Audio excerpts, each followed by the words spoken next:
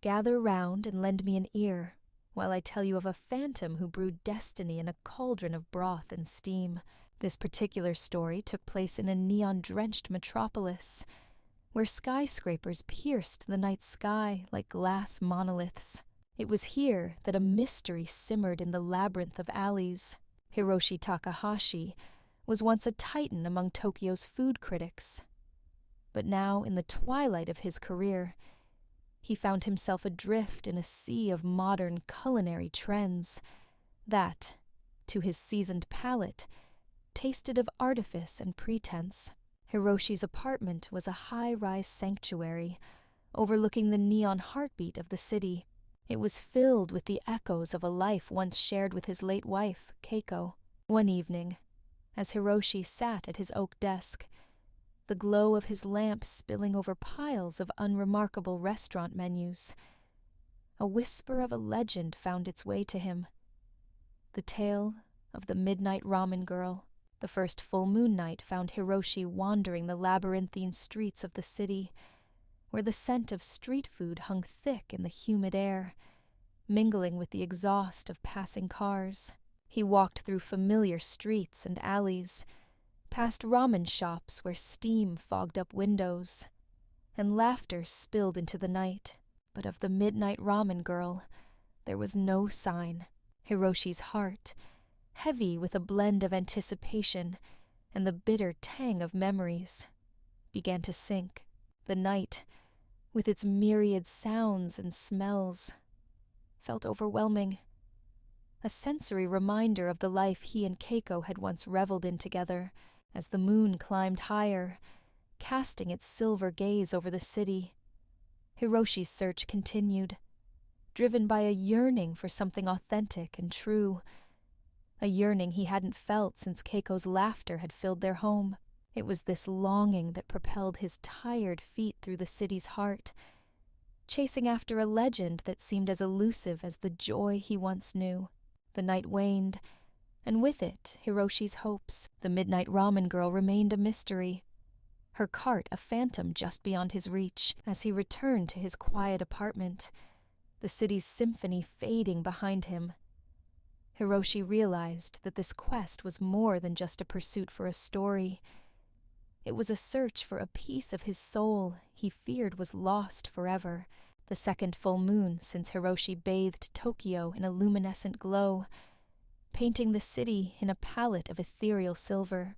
Hiroshi, emboldened by his newfound quest, ventured into the night once again, his heart a pendulum swinging between hope and despair. As he navigated the serpentine alleys, Hiroshi's keen eyes caught a fleeting vision, a line of people, a melting pot of souls, trailing into a narrow alley. His pulse quickened. Could this be the elusive cart? He quickened his pace, weaving through the crowd, the murmur of excited conversations filling his ears. The aroma of ramen, rich and inviting, teased his senses, pulling him forward. But as Hiroshi reached the alley's mouth, the vision that had ignited his hopes dissolved like mist. The cart, a spectral enigma, vanished before his eyes, leaving behind only the lingering scent of broth and a murmur of wonder and disappointment from the crowd. Hiroshi stood there, a solitary figure in the moonlight, his heart sinking in his chest. The elusive Midnight Ramen Girl remained just beyond his grasp. Hiroshi was driven by an obsession that eclipsed all else. He scoured the city, interviewing anyone who claimed to have seen the Midnight Ramen Girl. Each tale was a thread in the tapestry of urban folklore surrounding her, a culinary phantom who appeared to the sorrowful, her ramen a balm for the aching soul. He delved into the city's history, seeking connections in the tapestry of old Tokyo's culinary scene. Hiroshi revisited places he and Keiko had once loved, the old noodle shop where they had shared their first date, the riverside where they had watched countless sunsets. Each location was a time capsule, unlocking memories of laughter, love, and the inevitable shadow of loss. As the third full moon approached, Hiroshi's attempts to find the Midnight Ramen Girl had transformed him. No longer was he the jaded critic.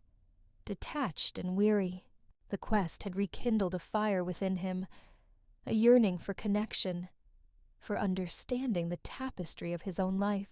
Keiko's memory, once a source of unending sorrow, began to weave itself into a narrative of love and the preciousness of fleeting moments.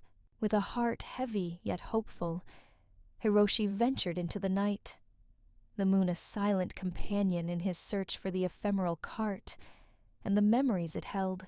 The alleys of Tokyo led him once again on a path paved with anticipation and echoes of a past that clung to him like a second skin. And, near evening's end, far from the hustle of where nightlife thrummed, Hiroshi found the elusive cart. It stood in a secluded alley, bathed in the soft glow of paper lanterns. The last customer, a young woman with eyes red from crying, nodded her thanks to the Midnight Ramen Girl and disappeared into the night. The Ramen Girl, her hair a cascade of moonlight, her eyes pools of knowing, was about to close. She had just enough ingredients for one more bowl. As Hiroshi approached, the clatter of the city faded, replaced by the intimate sounds of the cart, the simmer of broth, the clink of a ladle against a pot. "I am so sorry," the Ramen Girl said, her voice a melody in the quiet alley. "I have no more ramen." Hiroshi eyed the bowl of ramen before her. The Ramen Girl answered his unspoken question. My supper, Hiroshi's heart, a vessel of unspoken grief and yearning, lay bare in his eyes. "I'm sorry," he began, his voice a whisper lost in the night.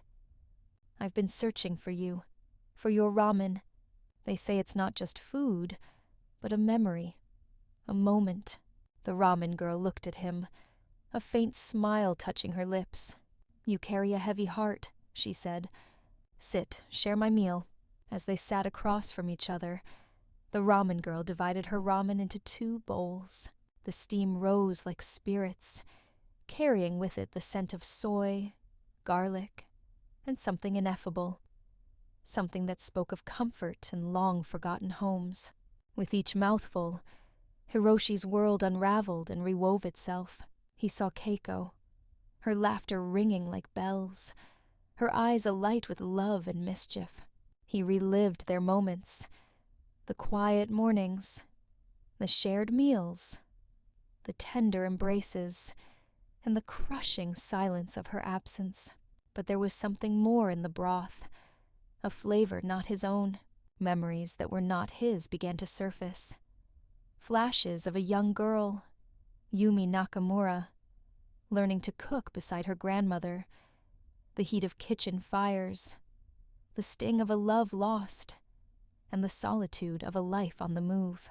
These were the Ramen Girl's memories, her joys and sorrows.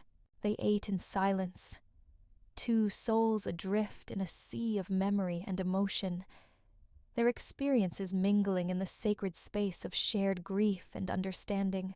The midnight ramen was not just a dish. It was a bridge between hearts, a tapestry woven from the threads of their separate lives. As the last of the ramen was savored, Hiroshi and the Midnight Ramen Girl looked at each other, no longer strangers, but companions in a journey that had transcended the boundaries of a simple meal. In that small cart, under the watchful eye of the moon, they had shared more than just food. They had shared pieces of their souls, finding solace in the shared language of loss and the unspoken understanding of those who have loved deeply and lost. As the last strands of the midnight ramen lingered on their lips, an unspoken understanding passed between Hiroshi Takahashi and the enigmatic ramen girl. In that shared meal, they had traversed the landscapes of their hearts, finding common ground in their separate yet intertwined sorrows. Hiroshi, sitting in the quiet aftermath, felt a catharsis washing over him. The ramen had been a vessel, carrying him through the tides of memory, revealing the depth of his love for Keiko.